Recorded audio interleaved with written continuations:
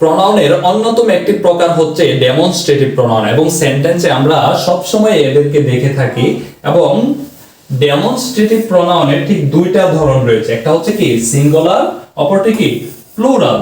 Singular কি কি হতে পারে? সিঙ্গুলার হতে পারে দিস অথবা দ্যাট। দিস অর্থ কি এই, দ্যাট অর্থ কি ওই। অর্থাৎ যদি কাছে কোনো জিনিস থাকে, কোথায়? যদি কাছে কোনো জিনিস থাকে আমরা কি ইউজ করব? দিস। অর্থাৎ এবং যদি দূরে থাকে, যদি কোনো কিছু দূরে থাকে তাহলে আমরা সেটা পরিবর্তে কি ইউজ করব? দ্যাট। যদি অ্যাক্টিভ হয়, কয়টি? একটি। এই ক্ষেত্রে ঠিক যদি কয়টি হয়? অ্যাক্টিভ ক্ষেত্রে কি ইউজ হয়? অর্থাৎ দিস অথবা দ্যাট। আমি যদি বলি দিস ইজ এ পেন তাহলে এটা খুবই কাছে বোঝাবে। আচ্ছা, প্লুরালে কি হতে পারে? দিস এর পরিবর্তে দেস, এটা মানে কি এইগুলো, অথবা দ্যাট এর পরিবর্তে দোস, দোস মানে কি ওইগুলো। আচ্ছা, এখানে কিছু উদাহরণ লেখা আছে, যদি তোমরা লক্ষ্য করো। দিস ইজ মাই পেন, এটা কি? দিস ইজ মাই পেন, এটা কি এখানে?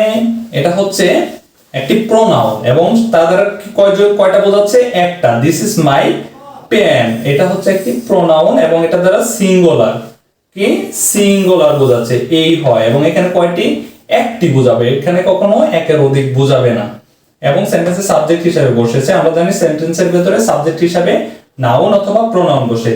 দ্যাট ইজ মাই বুক, ওই হচ্ছে কি আমার বই। আচ্ছা, দ্যাট, এই দ্যাটটা আমরা কেন লিখলাম? এবং দ্যাটটার কারণ হচ্ছে যে এটা হয়তোবা দূরে কোথাও আছে, কিন্তু এখানে কয়টি বোঝাবে? একটি। এবং সেন্টেন্সে কি এটাও সাবজেক্ট হিসেবে রয়েছে। আমরা জানি সেন্টেন্সের সাবজেক্ট হিসেবে কে বসতে পারে?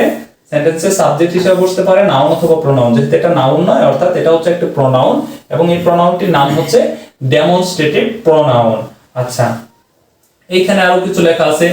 দেস আর মাই বুকস, ওইগুলো হলো কি আমার বই। এই যে দেশটা এখানে, তার মানে এটা হচ্ছে প্লুরাল, কি প্লুরাল। তাহলে এগুলো, এগুলো দেশ আর মাই বুকস, তাহলে এখানে কয়টা হবে?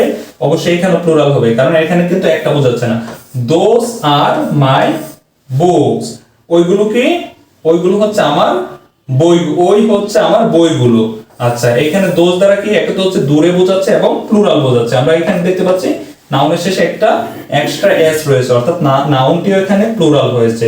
কিন্তু আমি যদি এখানে লিখি দিস পেন, দিস পেন, এই দিস পেনটা যদি আমি লিখি তাহলে এই যে দিস পেন, এই দিসটা কিন্তু প্রোনাউন না, এটা কি হয়ে যাবে? এটা হচ্ছে possessive adjective. This pen is black অথবা রেড, যাই লিখি না কেন আমরা এখানে, কিন্তু এই ক্ষেত্রে কিন্তু এই দিসটা কিন্তু আর এখন প্রোনাউন নেই, এখন এটা হয়ে গেছে কি পসেসিভ অ্যাডজেক্টিভ, কারণ এটা কি নাউনের পূর্বে বসেছে। কিন্তু এখানে দেখো এই প্রোনাউনগুলো কিন্তু কোনোটা নাউনের পূর্বে বসেনি, এটা কি ডাইরেক্ট ভার্বের পূর্বে বসেছে। কোথায়?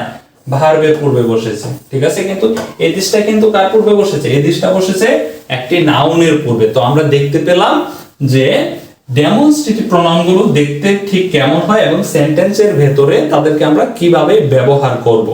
তো আশা করি তোমরা ক্লাসটি বুঝতে পেরেছো।